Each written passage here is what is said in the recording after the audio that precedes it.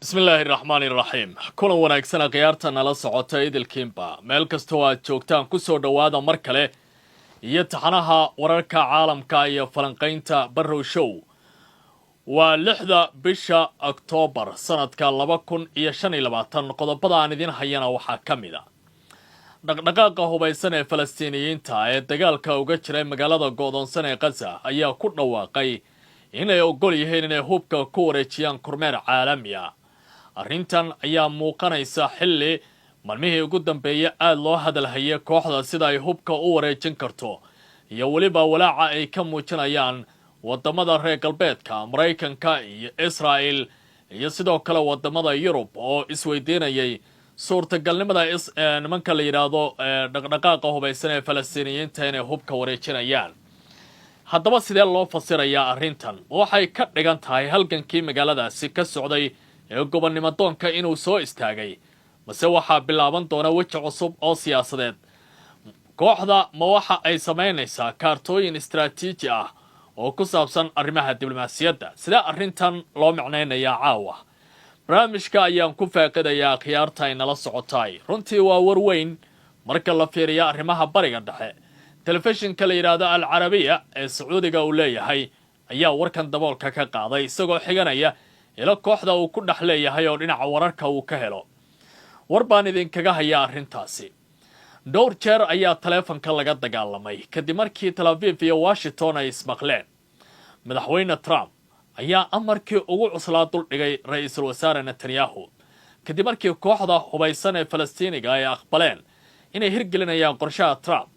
Netanyahu ayaa sheegay in marnaba aanay suuragal ahayn arrintan inay tahay mid caadi ah balse ay tahay farsamooyin diblomaasiyadeed oo halisteedu ay aad u weyn tahay Trump ayaa se ku yiri idagayso aniga war la igama diido waa inaad si degdeg u maqashaa waraysi gaar ah oo majalada Axios uu siiyay madaxweynaha dalka Mareykanka waa uu ku tooqay waxana uu yiri aniga ayaa ah cidda hindisaha gobolka bariga dhexe ka shaqeynaysa cid kasta oo arrintan hor istaagtana suuragal maaha amar ayaa la siiyay Netanyahu laguna yiri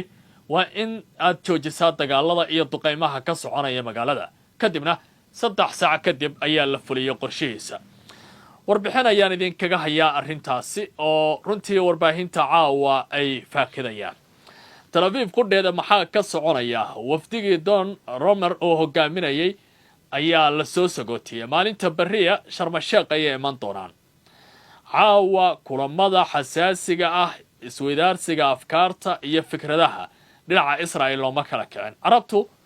iyadoo hawshooda meel ay u taalaa waxay iska dhigayaan ninkii Trump ahaa in ay la wareegeen qorshihiisa goolna ay ku fadhiyaan sidee caawa gobolkaasi isku badbedelaya xiisadu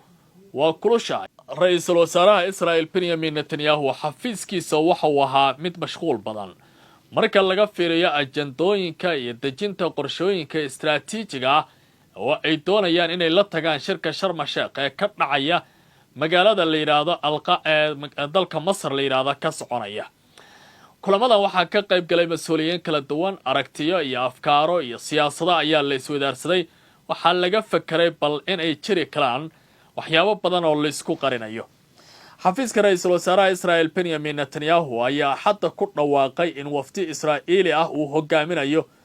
wasiirka amuraha istiraatiijiga Don Romer uu beri oo isniin ah u ambabixi doono magaalada Sharm el-Sheikh ee dalka Masar si ay uga qayb galaan wadahadallo ku saabsan qorshaha Mareykanka ee Donald Trump ee lagu soo afjarayo colaadda ka taagan marinka wadahadalladan ayaa lagu wadaa in diiradda lagu saaro faahfaahinta marxaladda xigta ee heshiiska Trump ee la soo jeediyay iyadoo loogu talagalay in lagu dhameeyo dagaalka iyo in dib loogu habeeyo maamulka iyo ammaanka magaalada go'doonsan ra'iisul wasaaraha ayaa ku dhawaaqay ku celceliyana in Israel ay sii wadi doonto mas'uuliyadda ka dhigista ama hubka dhigista baaliri kooxaha hubaysan ee ka soo horjeeda isagoo sheegay in maamulka Falastiin uusan ka mid noqon doonin cidda maamulaysa deegaankaasi marka xigta ee dagaalka loo baxo Netanyahu ayaa sidoo kale sheegay in ammaanka Israel uu ku xirnaan doono isbedel dhameystiran oo ku yimaada xaqiiqada amniga iyo siyaasadda gudaha magaaladaasi isla markaana uu xusay nadiifinta hubka iyo ka qaadida hubka kooxdaasi inay tahay shardi muhiim ah oo heshiiska mustaqbalka lagu soo dari doono. dhinaca kale ra-iisul wasaaraha Israa'iil ayaa sheegay in aysan ka gudbi doonin wax tallaabo ah oo ku aadan hirgelinta qorshaha Trump isla markaana ay natiijo dhammaystiran ee ku saabsan sii deynta la haystayaasha kuwa nool iyo kuwa dhintaba ay muhiimad u tahay. isagoo ka digay dib u dhaca Netanyahu waxaana uu yidhi haddii la haystayaasha aan la sii dayn ka hor dhammaadka waqtiga uu Trump dejiyey Israa'iil waxay dib u bilaabi doontaa dagaalka iyadoo heshay buu yidhi taageero buuxda oo ka timi dhammaan dalalka ay arrintaani qusayso oo ay muhiimadeedu aad u weyn tahay. madaxweynaha waddanka Mareykanka Donald Trump iyo ra'iisul wasaaraha Israa'iil Benjamin Netanyahu taleefanka ayay ku wada hadleen. xitaa waxay gaartay in mararka qaar luuqadaha lagu wada hadlaya ay kululaadaan kadib markii Israa'iil ay si kala u fasirtay hadalkii ka soo baxay dhaqdhaqaaqa hubaysan ee Falastiiniyiinta. warar ka soo baxay ilo diblomaasiyadeed oo Mareykan ayaa sheegay in madaxweyne Donald Trump iyo ra'iisul wasaare Benjamin Netanyahu ay yeesheen isgaarsiinta xagga taleefanka iska waceen kadib markii kooxdu Falastiiniyiintu ay bixisay jawaabta ku aadan qorshaha Trump ee nabadda gobolka Bariga Dhexe. Trump ayaa markii hore u arkay jawaabta kooxdu inay tahay mid wanaagsan oo fursad u ah in la soo afjaro dagaalka magaalada go'doonsan balse Netanyahu ayaa si ka duwan taas aragtidaasi soo bandhigay. waxaana uu sheegay mas'uul Mareykana oo xog ogaal ah in Netanyahu uu sheegay in Trump aysan jirin sabab farxad ah jawaabta kooxdan ay bixisana ay leedahay macno weyn oo durugsan oo u baahan in la fahmo. Trump waa ka carooday arrintaasi waxaana uu ugu jawaabay ma garanayo sababta aad markasto uga fakarto si taban tani waa guul qaado sidii ay tahana u hirgelay ayaa lagu yiri. ilo diblomaasiyadeed oo kale oo ka tirsan maamulka Mareykanka ayaa sheegay in Trump uu doonayo in si degdeg ah uu horumariyo heshiiska isagoo ku riixaya Netanyahu inuu aqbalo wada xaajood lala bilaabo kooxda kuwaasi oo maalinta berri ka furmi doona magaalada Sharm el-Sheikh. kooxda Falastiiniga ayaa hore u sheegtay inay diyaar u tahay sii deynta dhammaan la haystayaasha haddii dagaalka la joojinayo iyo ciidamada Israa'iil ay si buuxda uga baxaan dhammaan deegaanada ay hadda gacanta ku hayaan oo ay ku jiraan. Netanyahu si kastaba ha ahaatee waxa uu ku dooday in jawaabta kooxdu dhab ahaantii ay tahay diidmo diblomaasiyadeed waxaana uu ku taliyey in Israa'iil iyo Washington ay si dhow la socdaan in aanay dunida u fahmin in kooxdaasi ay bixisay jawaab togan balse la bixiyo buu yidhi fasiraad kale. mas'uul Mareykan oo kale ayaa sheegay in Trump uu arkayay jawaabta kooxdu fursad siyaasadeed oo taariikhi ah halka Netanyahuna uu arkayay qatar amni mid diblomaasiyadeed iyo mid siyaasadeed intaba. Trump oo la hadlay warbaahinta Axios ayaa yidhi waxaan u sheegay Netanyahu in ay tahay fursadan mid lagu guuleysan karo ugu dambeyntiina uu ogolaaday waa inuu sidaasi sameeyaa si kale uu igu diidi kara hadal ma jirto Trump laba hor istaago ayuu ku yidhi. saacado kadib Trump ayaa soo saaray bayaan uu ka dalbanayo in Israa'iil ay joojiso duqeymaha cirka ah ee magaalada go'doonsan 3 saacadood kadibna Netanyahu ayaa ku dhawaaqay weerarka in la joojiyo laakiin caawa mar kale ayaa dhowr goobood oo kale la duqeeyo oo dad fara badan ayaaba la sheegaya inay halkaasi ku dhinteen. inkasta uu jiro khilaafaad iyo hadallo kulul oo labada hogaamiye ay isweydaarsadeen haddana isfahanku inkasta uu yahay mid jiro haddana waxaa la leeyahay ma aha mid caga badan ku taagan oo mar kasta ayay wax isbedeli karaan. kooxdii hubaysneed ee Falastiiniyiinta ee gobolka ama deegaanka marinka ka dagaalamaysay waxa ay ku dhawaaqeen inay hubka ku wareejinayaan kormeer caalami ah sidaasi goordhow waxaa baahiyey telefishinka laga leeyahay Sacuudi Arabiya ee la yiraahdo Al Arabiya. ilo xog ogaal oo ku dhow kooxda ayaa u xaqiijiyay warbaahinta Al Arabiya iyo Al Hadath labada telefishinba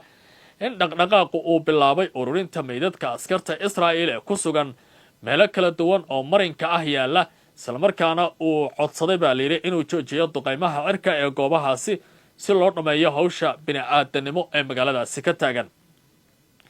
sida laga soo xigtay isla ilahaasi kooxda ayaa qorsheynaysa sii deynta la haystayaasha nool iyo kuwa meydka ahba hal maalin si loogu wareejiyo qorshihii Trump uu soo bandhigay ee nabadda. hubka waxaa lagu wareejin doonaa kormeer caalami ah marka la fiiriyo. mas'uulkan ayaa sidoo kale sheegay in dhaqdhaqaaqu uu ogolaaday in hubka lagu wareejiyo hay'ad Falastiini ah iyo waliba rag Masaari ah oo la shaqeeya oo hoos tagaysa kormeerka caalamiga isla markaana lagu wargeliyo dawladda Mareykanka. waxaa intaasi uu ku daray in kooxdu ay heshay damaanad qaad maraykanka ah oo loo sii mariyay baa layidhi qatar taasi oo ka dhigaysa in israa'iil ay si joogtaa uga baxdo marinka Gaza. liiska la haystayaasha iyo weliba meydadka ayaa labada dhinac ay isweydaarsadeen waxaana muuqanaysa in si weyn hadda la iskula fahmay xaalad siyaasadeed iyo midda amniga ayaa sidoo kale la isla soo hadal qaaday. ila ka tirsan kooxda waxa ay sheegeen in ka bixitaanka hogaamiyaasha ee kooxda magaalada ay ku xirnaan doonto go'aankooda gaarka ah balse ay jiraan damaanad maraykanka ah in ay la beegsan doonin hogaamiyaashaasi. wararka imaanaya Israa'iil gaar ahaan janalka 12aad ayaa sheegaya in kooxdu ay dalbaday in la sii daayo hogaamiyaasha Falastiiniyiinta qaar si ay qayb uga noqdaan heshiis isweydaarsiga hase ahaatee ilaahay hadda go'aankaasi lama qaadan. qorshaha Trump iyo mowqifka Israa'iil waa mid kale oo si gaara la iskula soo hadal qaaday. qorshaha nabadda ee dhawaan la soo bandhigay ayaa waxa uu yahay mid dhinacyo badan taabanaya dadka qaarna waxay u arkaan in halgankii gobondoonka Falastiiniyiinta la soo gabagabeeyo laakiin marka dhinac kale laga fiiriyo waxa la leeyahay Falastiiniyiintu guulo weyn oo diblomaasi ay gaareen.